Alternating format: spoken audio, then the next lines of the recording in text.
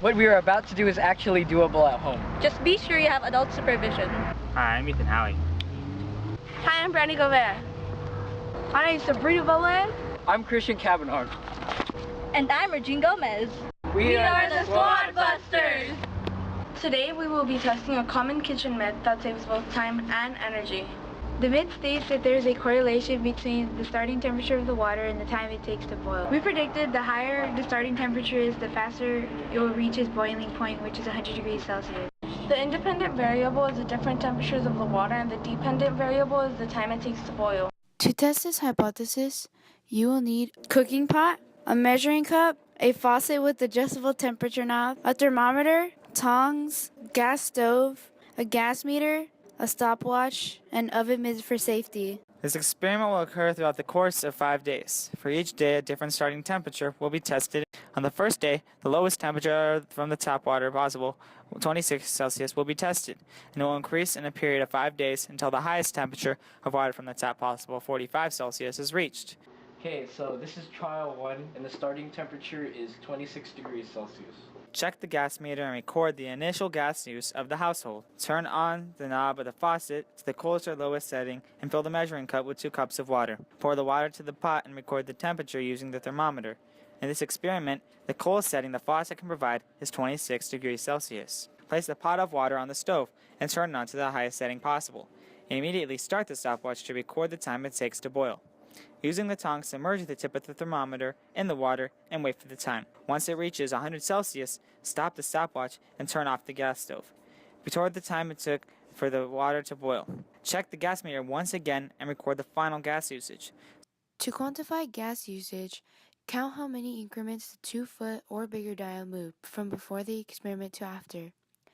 Then multiply the answer to 0.2. Repeat these steps 4 more times with the same temperature and list the results in an X and Y table. Remember to look at the gas meter before and after each trial to see whether or not these methods conserve natural gas. Okay, this is trial 2. Trial 2, Okay, what's trial 2, and the starting temperature is 30 degrees. 30 degrees. 30.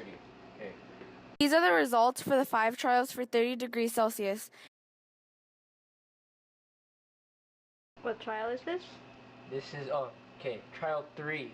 Starting temperature 36 degrees Celsius. These are the results for the 5 trials for 36 degrees Celsius. Trial 4. Okay. Oh, there's an ant in there. Okay, trial 4. Okay. The starting temperature is 40 degrees. These are the results for the 5 trials for 40 degrees Celsius. Okay, so this is our last trial, trial number 5, and the temperature of this water is 45 degrees Celsius, which is the highest setting on the tap.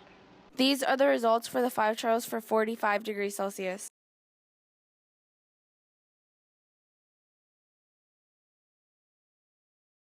This graph shows the average time it took for the different starting temperatures to boil. This graph shows the average gas usage when different starting temperatures were tested.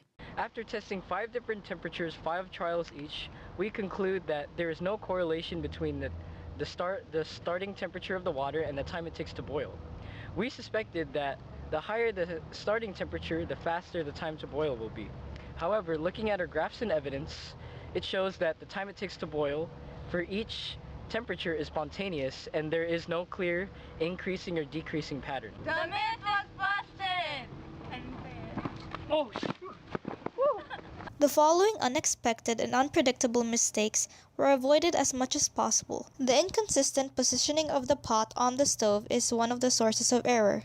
There are times when this pot is right on the center of the grill, and there are times when it is a bit off-center. Pouring the water from the cup to the pot, leaving the pot on standby for a few seconds, and slowing down the process for filming purposes all contribute to the sources of error.